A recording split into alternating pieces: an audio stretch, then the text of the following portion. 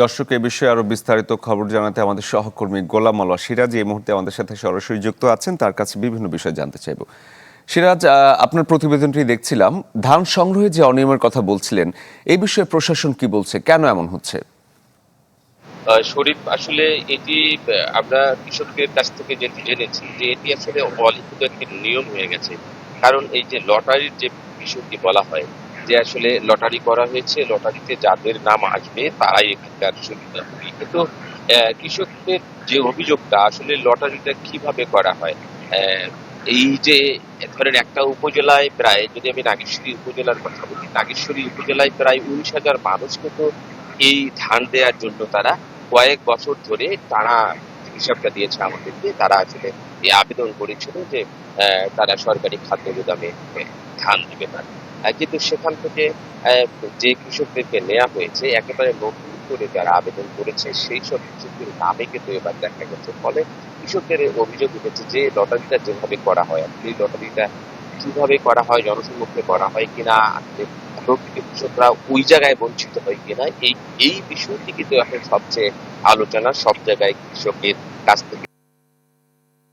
আমরা কথা বলি এটা নিয়ে, তারা যেটা বলছে তদন্ত কমিটি হচ্ছে, এই তদন্ত কমিটি আসলে কাজ করছে এই অভিযোগগুলো নিয়ে। এবং আমরা আরো যে বিষয়টা এখানে জেনেছি যে আসলে কৃষি বিভাগের যে এইখানে কাজটা, সেটা হচ্ছে একজন কৃষক যখন আবেদন করলো অনলাইনে, সেই কৃষকের অনলাইনের আবেদনের ভিত্তিতে একটি তদন্ত হবার কথা, বা সরেজমিনে সেই কৃষকের সঙ্গে কথা বলা, বা সেই কৃষকের একটা জমি কতটুকু আছে কি নেই, এই কাজটি কিন্তু আসলে কৃষি বিভাগে করবার কথা। কিন্তু কৃষি বিভাগ এখানে যেটা বলছে যে ঠিক অল্প সময়ের মধ্যেই এই আবেদনগুলো হয় এবং ধান সংগ্রহ শুরু হয়, ফলে মাঝখানের যে সময় থেকে হাজার হাজার এই আবেদনে আসলে তাদের সুযোগ থাকে না যে তারা আসলে বাড়ি বাড়ি গিয়ে এই হচ্ছে যে এই তদন্তগুলো করবে বা কৃষকের খোঁজ খবর নেবে। ফলেই কিন্তু এই বেশি সমস্যা বা এই বেশি দুর্নীতির সুযোগটা তৈরি হচ্ছে এই জায়গায়।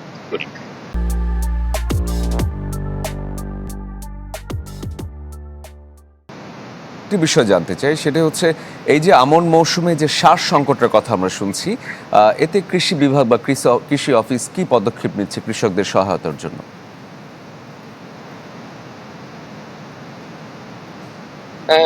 শরীফ, গতকালকে একটি ঘটনা ঘটেছে কুড়িগ্রামের ভুঙ্গামারীতে, যে সেখানে এক ডিলারের যে গুদাম রয়েছে, সেই গুদামের 197 বস্তা সার কিন্তু কৃষকরা নিয়ে গেছে, বলা যায় অনেকটা দুধের মতো। এই অভিযোগটাই কিন্তু তারা করছে। তো আমরা কৃষকদের সঙ্গে কথা বলেছি সেই বিষয়টি নিয়ে। কৃষকরা আমাদেরকে যেটা বলেছে যে আসলে তারা বারবার ওই ডিলারের কাছে গিয়েও তারা যখন সার পায়নি, তখন কিন্তু আসলে তারা এটি করতে বাধ্য হয়েছে, কারণ এটি এখন এমন একটি সময়, সেটি হচ্ছে যে হচ্ছে জমিতে সার দিতেই হবে।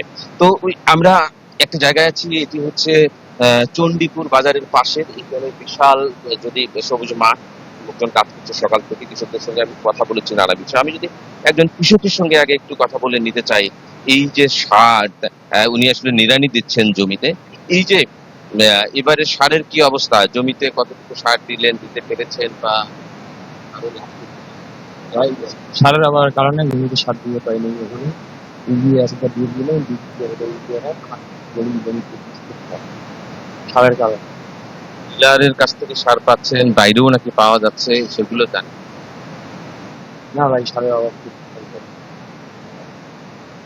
শরীফ, এই যে কৃষক, ঠিক এমন একজন কৃষকের সঙ্গে আমরা যেটা কথা বললাম, যে এক কৃষকের কথা কিন্তু এইটা না, আমরা আসলে সবার সাথে অনেক কৃষকের সঙ্গে কথা বলেই মূলত এই অভিযোগটা পাচ্ছি। এবং একই সাথে আমরা যখন আসলে কৃষি অফিসের কাছ থেকে তথ্য নিয়েছি যে এবারের বরাদ্দ এবং চাহিদা, তো সেই জায়গাটা আসলে চাহিদার তুলনায় বরাদ্দও কিন্তু অনেক কম। ফলে কিন্তু এই ঘটনাগুলো ঘটছে বিভিন্ন জায়গায়, যে ডিলাররাও বলছে তারা চাহিদার তুলনায় সার পাচ্ছেন না। তো কৃষকরা তো বলছেনই যে তারা আসলে সার পাচ্ছে না। আবার আমরা চরাঞ্চলের কিছু জায়গায় খোঁজ নিয়ে দেখেছি, সেখানে কিন্তু মুদি দোকানেও সার মিলছে। এটা নিয়েও কিন্তু মানুষের অভিযোগ রয়েছে যে আসলে এই সারগুলো কোত্থেকে আসে, বা ডিলার পয়েন্ট থেকে সেখানে যায় কিনা।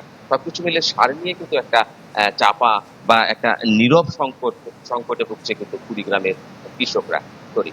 সিরাজ, ধন্যবাদ আপনাকে। দর্শক, কুড়িগ্রাম থেকে গোলাম মাওলা সিরাজ যুক্ত হয়েছিলেন।